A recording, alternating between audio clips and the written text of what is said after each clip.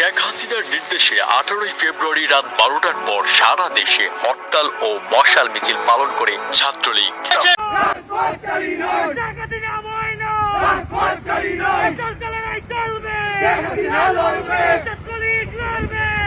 মুক্তিযুদ্ধের স্মৃতি বিজড়িত ঐতিহাসিক বঙ্গবন্ধু ভবন ধানমন্ডি 32 ভাঙচুর, আওয়ামী লীগ ও অঙ্গ সহযোগী সংগঠনের নেতাকর্মীদের বাড়ি করে হামলা, লুটপাট ও অগ্নিসংযোগের বিরুদ্ধে এবং বঙ্গবন্ধু কন্যা সাবেক প্রধানমন্ত্রী শেখ হাসিনার নামে ষড়যন্ত্রমূলক মামলা সহ আওয়ামী লীগ নেতাকর্মীদের বিরুদ্ধে দায়েরকৃত মিথ্যা মামলা প্রত্যাহারের দাবিতে দেশব্যাপী মশাল মিছিল করছে বাংলাদেশ ছাত্রলীগ। গতকাল 18 ফেব্রুয়ারি রাত 12টার পর থেকে রাজধানী সহ সারা দেশে আওয়ামী লীগ, ছাত্রলীগ ও অঙ্গ সংগঠনের নেতাকর্মীরা রাজপথে নামে।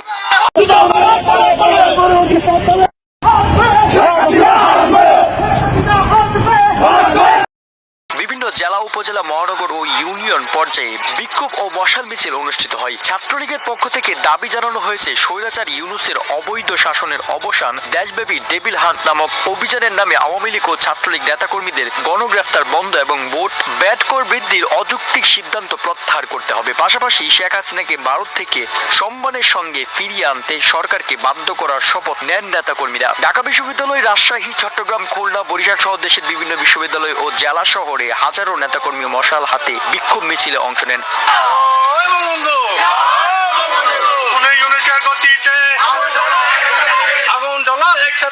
রাজধানীর শাহবাগ, গুলিস্তান, ফার্মগেট, ধানমন্ডি 32, মিরপুর সহ বিভিন্ন গুরুত্বপূর্ণ পয়েন্টে আওয়ামী লীগ ও ছাত্রলীগের নেতাকর্মীরা অবস্থান নেন এবং সরকার বিরোধী স্লোগান দেন।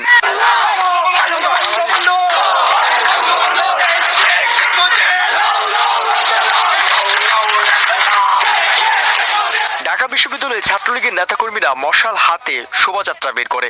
বিক্ষোভে বক্তারা বলেন, স্বৈরাচার ইউনূসের দুঃশাসন আর চলতে দেওয়া হবে না। শেখ হাসিনাকে দেশ